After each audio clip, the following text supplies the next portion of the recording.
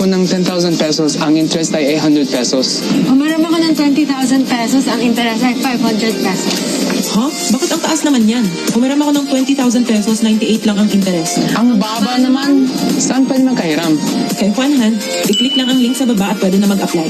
I-enter lang ang phone number at personal information. Napakadali. Ang bilis. Pumasok na agad sa account ko ang hinaram ko. Ang pinakamataas na limit na pwede mong hiramin ay 25,000 pesos. Ang daily interest ay